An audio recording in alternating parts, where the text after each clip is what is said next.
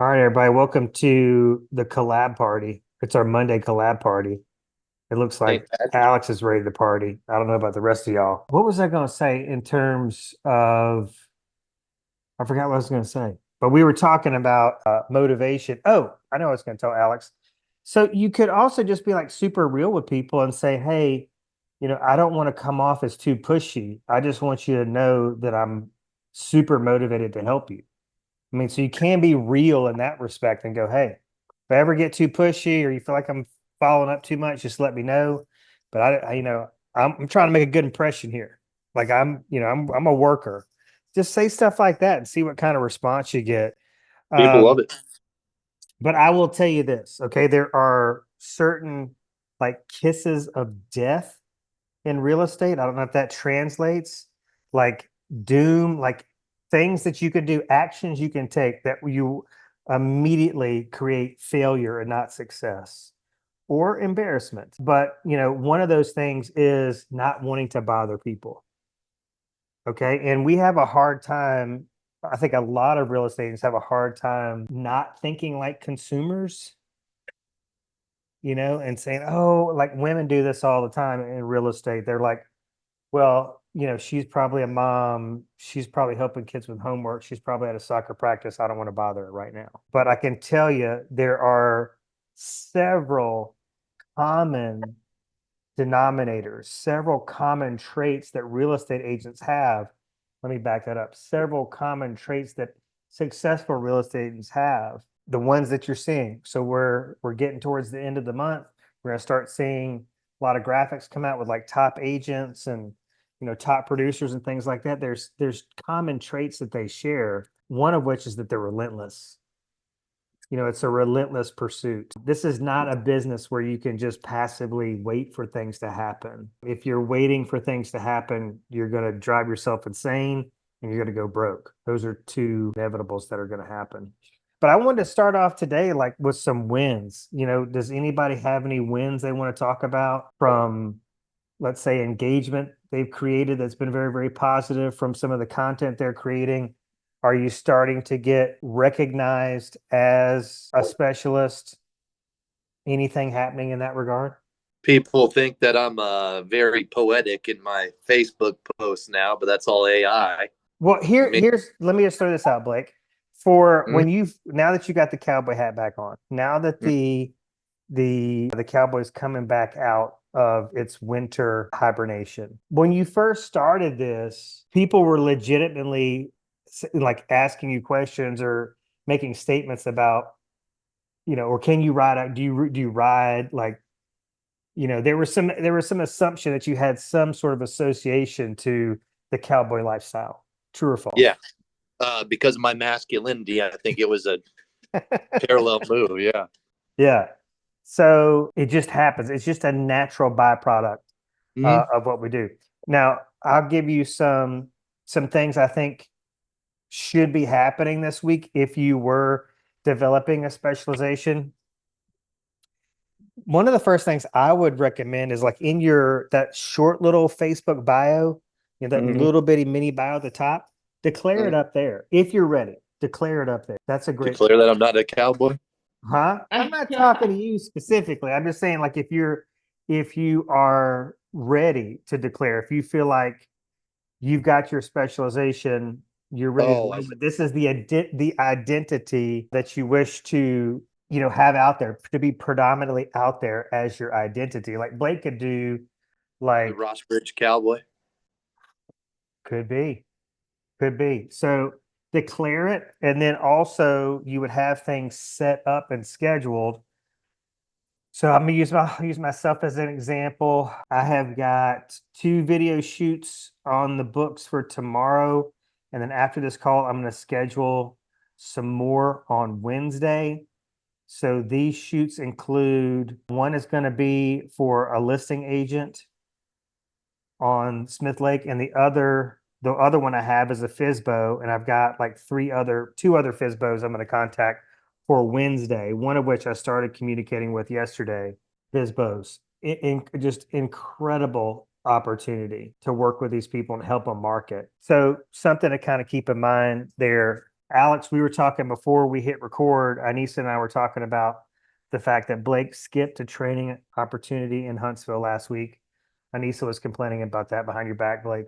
Not last week, but he said he's He gonna said he was come coming up and sometime. he hadn't come up yet. But what you could do, for just an example, what you could do with Real Geeks is you could set up a landing page for all this is like, could be on your to-do list for this week. You can set up a landing page for all the new construction communities that you're targeting that you want to sell in. So I would absolutely put Doss Ferry on that list. Last time I was in Doss Ferry, and I haven't checked in a while.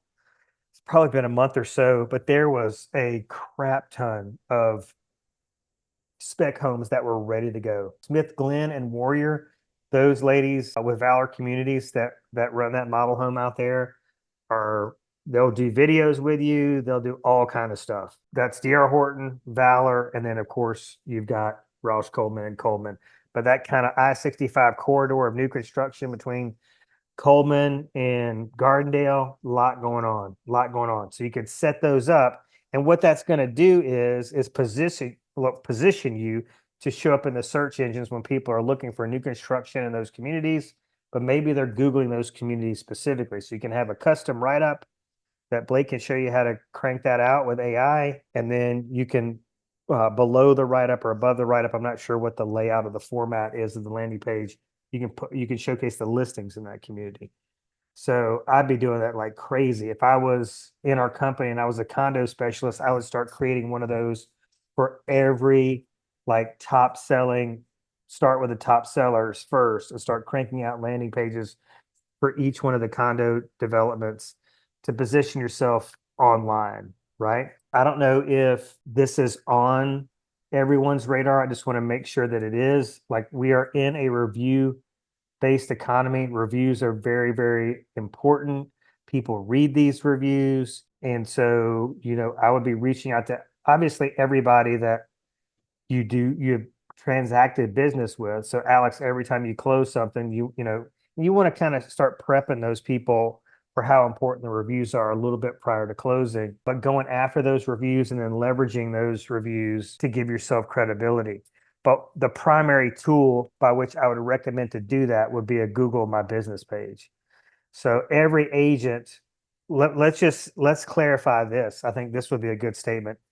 The Facebook business page is long past its prime. Okay. And it's, I would say, unless you are like one of the top MLS agents in your community, your business page is probably a little dead. But it became obsolete when Facebook created the digital creator format. Is that what it's called? I think it is. So it combined the benefits or the features of a personal page and a business page. So it kind of made the business page obsolete. The new business page, the modern real estate business page, needs to be the Google My Business, profile. Set that up, start feeding it content. It's incredible. But feeding it content and video clips, you can do 30-second video clips. So if I shoot a short or reel, crop out the best 30 seconds and throw it on my Google My Business so we can be found. All right. So we've got like this multiple, I would say offensive playbook approach that we're taking to the business. So we want to be seen. All right. So we want to be seen both virtually and in person. All right. So what are some opportunities that we have to be seen virtually? So if my specialization is first-time home buyers, the top content I can create is how can people get into homes with low to no money down. Okay. And Alex, this kind of parallels with what you're doing because there's a lot of similarities that can be recognized between a first-time homebuyer specialist and a new construction specialist. Because a lot of first-time homebuyers, a new construction option, especially like a community like Bolt Crossing, where you can get in where they're affordable and you can get in with low to no money down. In terms of loan programs, the Alabama Housing Loan Program, again, if you want to learn about that program, so easy, ahfa.com, ahfa.com. So I would create some content around a loan program. I would also think about creating some content. Where are the best buys? Okay, so Alex, you could do this week, you could do my top 5 best new construction buys in the I-65 corridor between Gardendale and Coleman. So you go preview these homes, get some selfie video of you previewing these homes, and then you're going to feature the top 5. Here's the number one reason why this specific new construction listing made my top 5. So that's seen virtually. So the content is continually coming out. It's every single week. You've got content coming out that supports your specialization, content that showcases that if somebody were to hire you, that people are having good things to say about you in the form of reviews is really, really important. But what's most important is developing the relationship. So the in-person, be seen in person, to get eyeball to eyeball, toe to toe with somebody this week. What are the opportunities? So to just flip back to the for sale by owner, I'm accomplishing a lot of different things with the for sale by owner. Okay. So we could take, Anissa, you could take this approach, Googling like Huntsville, FSBO, Google Madison FSBO. What shows up in there in terms of good buys for first-time home buyers? And target maybe those first. And of course, it's all going to be price and condition related. Lowest price, best condition homes that are offered for sale by owner in the Huntsville, Madison area. But what I'm doing when I reach out to them, okay, so when I reach out to them, I'm reaching out via text. It's gotten so easy. I mean, when I started prospecting FSBOs, if I reached out via text, I wouldn't get a response. I mean, I know, when did texting become a thing? I'm so freaking old. But when it got to be a thing, it was so impersonal, you would just not get a response. But nowadays, it's kind of the preferred, like with the robocalls, all these spam calls, like texting has gotten to be a way to break through that noise and go, hey, I'm a real person, just want to help you. So I keep it so short and so sweet. I'll just text him and say, hey, I saw your home online. I saw you posted it in the groups, and I'm going to get to Facebook groups here in a second, but saw your home wherever they posted it, or I Googled, found it on Zillow, wherever I found it. I was like so impressed. I would love to feature this home on my YouTube channel. And I make sure to let them know it doesn't cost a thing. This is merely a way. It's simply a way for us to gain exposure for both of us, for your fit for sub by owner listing to get more exposure, and for my real estate business to get more exposure. No cost, no fees, no obligation. It's a win-win, and fire that off. Very rarely do I get any form of pushback. They will say that typically the response I get is, well, what's the link to your YouTube channel? I'd like to check it out and see. All right. So if you don't have any, you don't have a YouTube channel, you don't have any content on the YouTube channel, this could be a problem. But you got to start somewhere. And so an easy place to start is just what, Alex has free reign. He can create YouTube videos for properties in Bolt Crossing. All right. He can create videos like ASAP with the girls that at Smith Glen with Valor Communities, and he can create videos right away immediately with Dot Proctor out in Dawes Ferry in Kimberly, Alabama. So that's the beauty of a new construction specializations. These homes are ready to go, and you can go shoot them at will and start developing your YouTube channel. And then you can have some content to showcase. And then you can just use that as practice. You're developing marketing skills. And just imagine, so I can look somebody in the eye and confidently say that my YouTube channel is reaching people. People are reaching out to me from the YouTube channel. Like, YouTube works in real estate. And so that's just going to add to my confidence. But I go shoot the video in person, and then I'm meeting the FSBO in person. We're having a conversation. We're getting to know each other. We have reasons to follow up with each other. And then, maybe down the line, I'll say, if they really like the video, I go, oh gosh, I would love to put this video on Facebook Marketplace. So I'll take the long form video I shoot, which may be 15 minutes, and I'll condense that into 1 minute. So I have a video to put in my Marketplace ad. Then I'll put a link to the full video in the description section of the Marketplace ad. So now I've got It's like bait at the end of a hook I'm casting out. Maybe I'll reel in a lead. Maybe I won't, but it's better just sitting there waiting for something to happen. So I am creating content for that for sale by owner so I can be seen online. I'm seeing that FISBO in person, and I'm just checking a lot of boxes. I mean, I'm creating the content, I'm building my brand, I'm building relationships, I'm sharpening my marketing skills. That's going to come in handy down the road because the first or the top two expectations of our consumers, people are looking to hire real estate agents.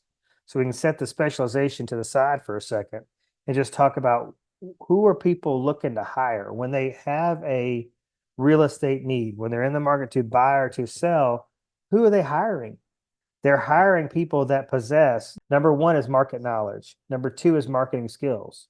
So studying the MLS, looking for the most bang for your buck for first time home buyers in a big county like Madison County is huge. You go showcase yourself previewing these properties. You're going to learn about properties. You're going to know your market. I mean, this is one of the things that's so heavily overlooked by real estate agents. They don't know their market. Like it would be like here's an example. I'm a condo specialist at the beach, but I can't tell you where you can find the best deal on a 2-bedroom, 2-bath with a direct Gulf view.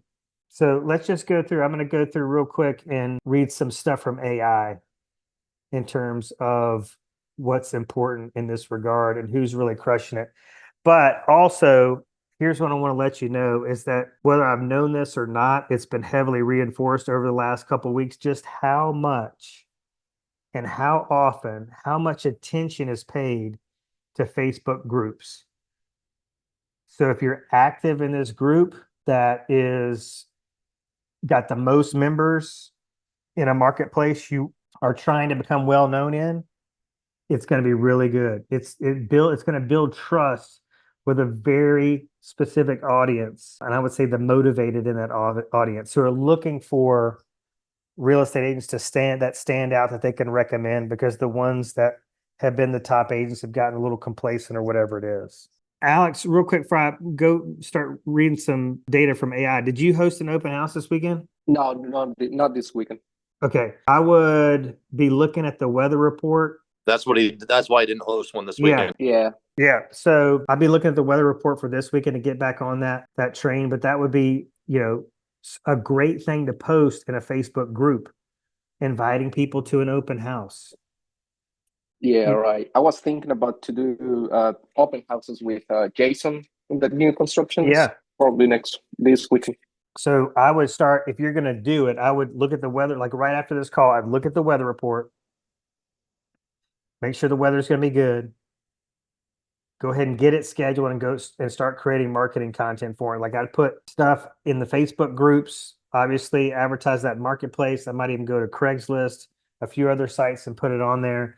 Make sure he's getting the advertising of the open house in the MLS so it shows up on Zillow and wherever else it can show up. And then also don't forget to be creating the lifestyle content around that community. With Coleman, it's like, all right, well, how close is this community to the school that is in its district? How close is this community to downtown Coleman or a specific restaurant or something to do in downtown Coleman?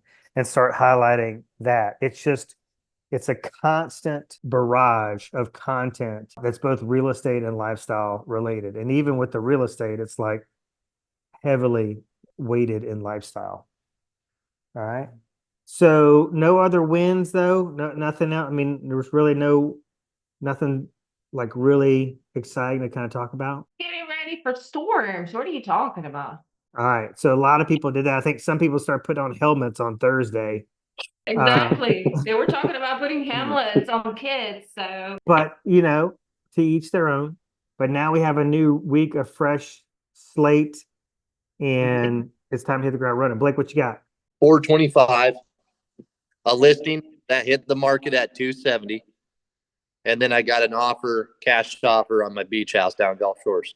That was low. Yeah, as an investor offer, but it still maybe work. Who knows? Maybe it'll work.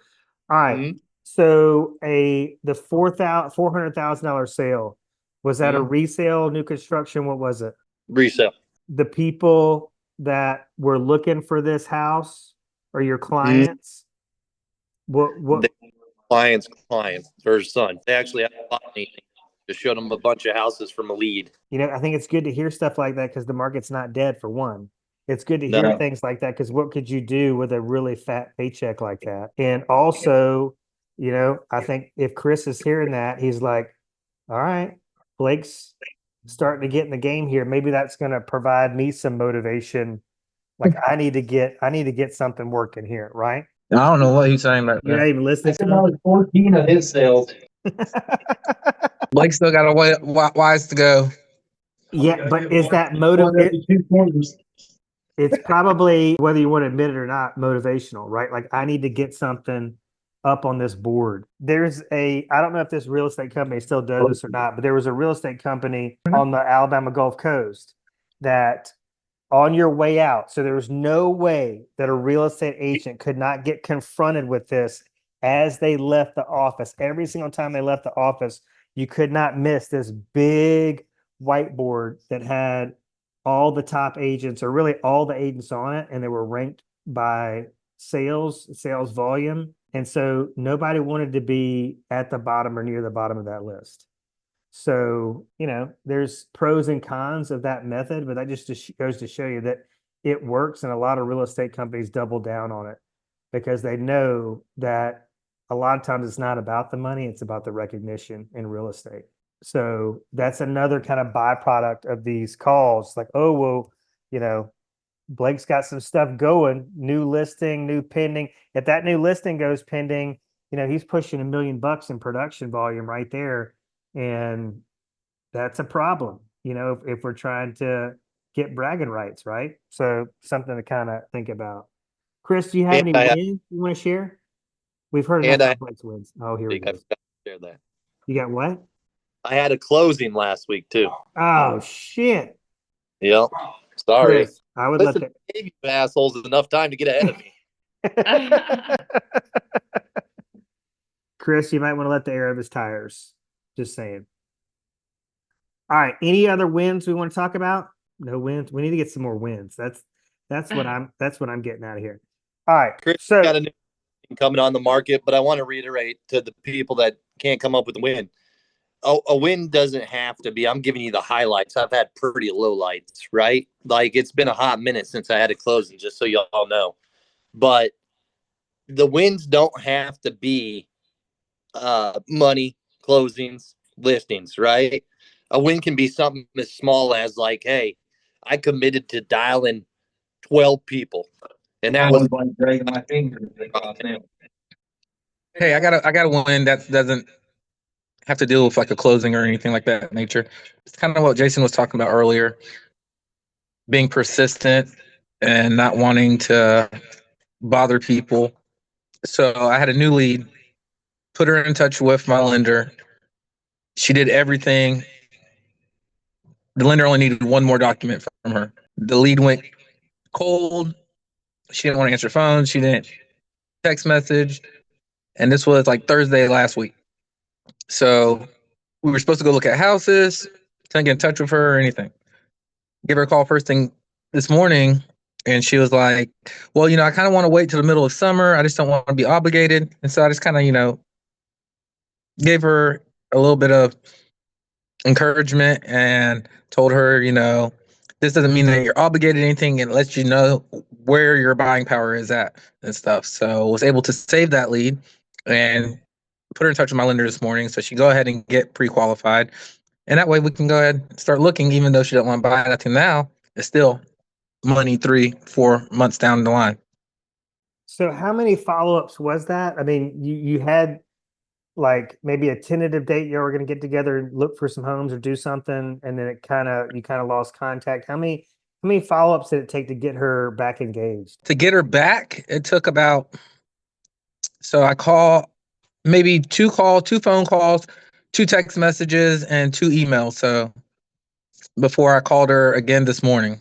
Okay, so I don't think we could ask for a better example of how important follow-up is and the relentless nature of follow-up. That the ones that are really motivated are going to appreciate it because we can't, I think, discount the fact that people have so much going on right now. You know, we all do. I mean, we were joking about the storms and stuff, but I mean, you know, if you're worried about having to put potentially like your car getting demolished by hail or having to make sure you've got helmets to put on everybody from your kids to your dogs. I mean, you're not necessarily calling Chris back to go look at homes or get with the lender or whatever the case may be. It's not, top on the priority list. But there's several other things that are going on. I mean, people are having relationship issues, money issues, issues with their kids, from a disciplinary standpoint. And they got all kind of stuff going on, sick people in their family. So we just need to be that consistent voice and consistent presence to let them know we're here. And sometimes with some of those situations, we just need to be there to let them know we care and that the sale is not the most important thing, that the relationship is not the most that the relationship is the most important thing. I had a listing appointment I went on the other day. Some people really trying to use their property as a bank, and I just told them, I was like, I'm going to be totally honest with you on what I think the value of your property is. It's not going to be what you probably want to hear, but I'm just here to tell you the relationship is more important to me than this listing. So I'd rather just give you honest advice and honest consultation now. Maybe that's going to be disappointing, but I'd rather let you down now than disappoint you later. And people really, really appreciate the honesty, right? It's something that is very lacking in our business. Now, I want to read you some things from the wisdom of AI, which I've gotten kind of in a habit of doing here. But if you do not have your specialization figured out, I want to give you just some things to kind of consider. So if you don't know what your specialization is, you're not ready to ride or die with this one deep specialization on a specific market segment. The goal needs to be like as well known locally as you can get. You hear this talked about in our industry as, being the hyper local expert. But I just asked AI, I was like, how do real estate agents accomplish that kind of local celebrity? All right. So the first bullet point it cranked out was deep community ties. These agents are often deeply involved in their communities through local charities, civic organizations, school boards, politics, you name it. Okay. So fundraisers, bake sales, stuff that's going on at the school. If you don't have kids, where can you volunteer? Do you have a heart for animals? Do you have a heart for homeless? Do you have a heart for battered women? Do you have a heart for kids?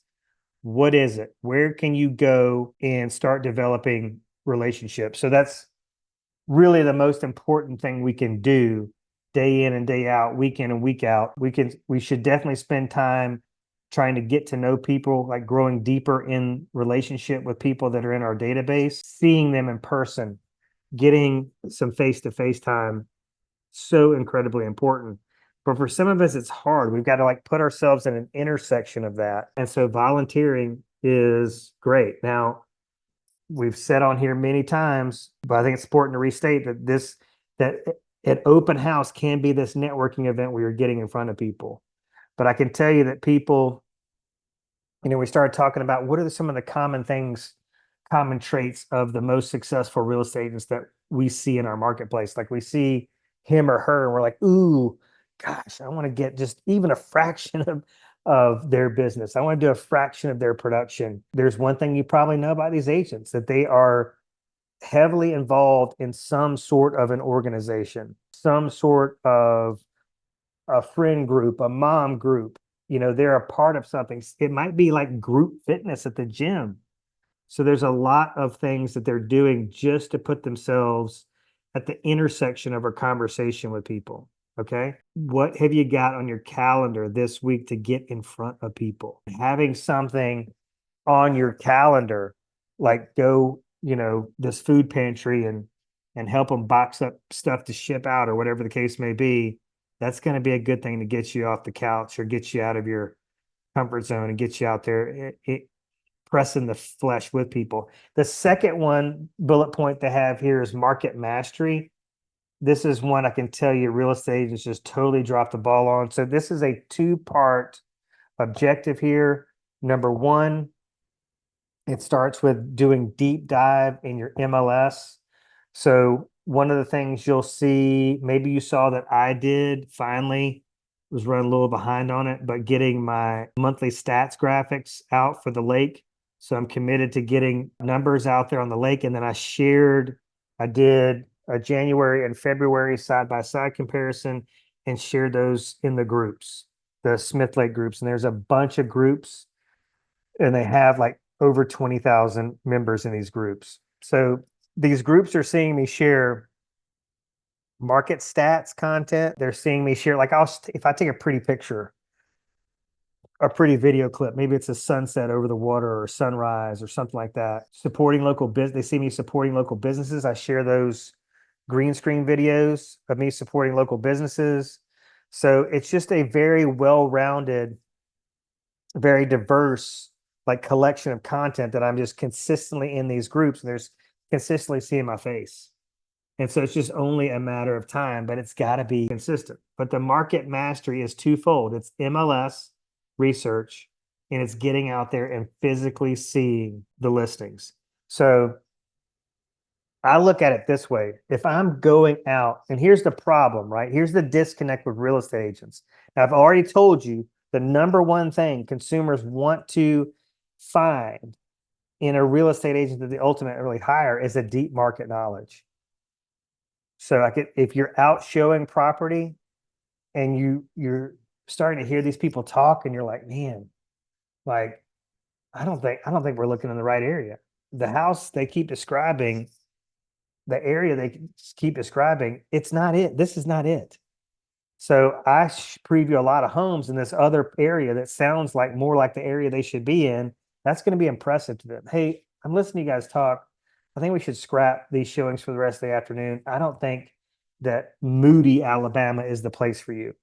I think, Alabaster, Helena, it sounds like, is what you're looking for. I had this happen real time, not last week, but the week before, where people were like, man, Moody seems too industrial. There's not a lot of character to it. They're looking for like a quaint downtown. And I'm like, and they want to be 30 minutes away from their grandkids that live in Highland Lakes off of 280. And I'm like, have you been to Helena? Cute little downtown. So, I mean, I'm going to preview homes for them after this call in Helena. And I've offered to do that. They're in Mississippi. They're out of town. Oh, guess what? Met these people at an open house. All right. They're looking in like the 270 to 330 price point. So really good price point. But I'm going to go preview homes for them today. And I'm going to create content around me previewing homes for out of town buyers. One thing I get people register on my website from the content I'm creating for the lake. A lot of these people are out of town. I'm like, hey, you want me to go count the steps to the lake? And this is something I literally do. I walk the steps like I need the exercise, but I'm walking down and up the steps, counting them for people. I'm checking the depth at the end of the dock. I'm checking the roads. Like some of these roads, these Smith Lake houses are terrible. I'm talking washouts and just, or they'll say like, I don't want to have to drive by 5 mobile homes that look like meth labs to get to my $1 million lake house. Can you go like see what that looks like? Happy to.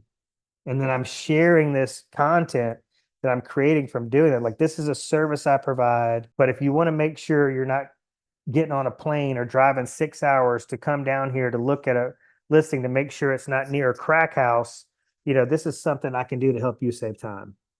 But then I'm also learning like which areas of the lake are full of crack houses that you got to drive by, or, just really run down, dilapidated stuff. A lot of people don't want to look at that.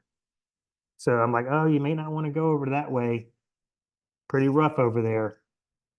Your neighbor has like 14 cars on cinder blocks in the front yard. So is that what you're looking for? So is that anything going off? Any kind of bells or whistles happening? All right, let me get back to my content because I need to let you guys go. But some of this was good stuff. I mean, literally, real estate agents can go to AI, can go to ChatGPT and go, hey, what do I need to do to be a successful real estate agent? And it's going to tell you. The other bullet point was a specialized expertise. So I know that may seem like I'm contradicting myself, but I wanted to point out what they are recognizing here in relation to specialized expertise, which often comes with a knowledge of neighborhoods. Okay. Neighborhoods. So where are the neighborhoods in my marketplace that have the best amenities? Which neighborhoods are gated? All right. So which neighborhoods have community pools, playgrounds?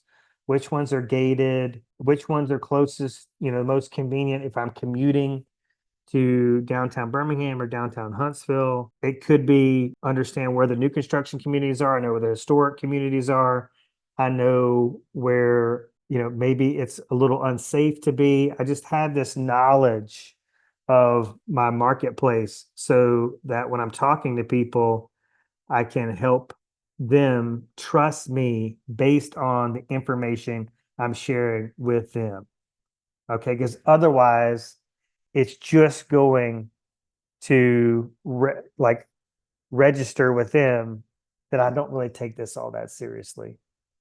And I cannot hire somebody to advocate for me in my largest purchase of my lifetime with somebody that's just not dead serious about it.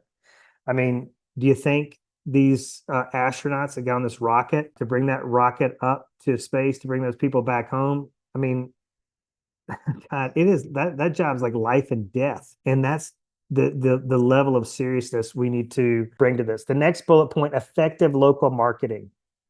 All right, so community events, great deals, special loan programs, helping people for sale by owners market their properties. Showing up online, but also going where the attention is. Okay. So I think that there are a lot of decision makers in a family that are paying much closer attention to a Facebook group as opposed to a Facebook feed. Facebook group over Facebook feed. I want to give you this is not really for anybody on the call, but it's for people that may watch this replay and may be thinking about what it is they want to be known for. So just making sure, and this may just make sure that it's sinking in with y'all, but what do you want to be the guru of? All right, you can be a guru of a neighborhood, of a subdivision. You can be a lake guru. You can be a historic homes guru. You can be a new construction guru. You can be a first-time homebuyer guru. You could be a farm, land, ranch specialist guru. You could be a commercial real estate guru. There's so many different things. And that's the beauty of real estate, is that it's not one size fits all. We can find something that speaks to us and we can run with it.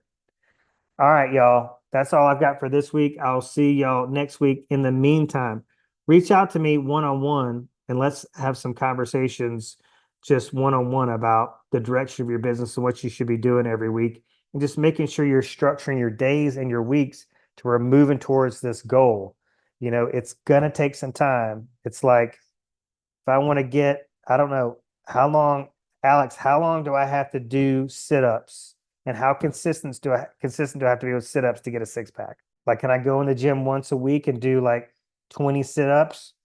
And in 6 months, I'm going to have, Zac Efron abs? No, it doesn't work that way. Okay. This is what I'm talking about with the congruency of life and how it just kind of, there's this overflow into all areas of life. So whether we're talking about lowering our cholesterol, getting a six-pack of abs, getting a date with a girl, it all is going to take focus, intention, pursuit, right? All right. I think Blake's having conversations with other people. We've got to go. Chris, you need to get something pending that's 400,000 or greater as soon as possible. I'll see you guys later.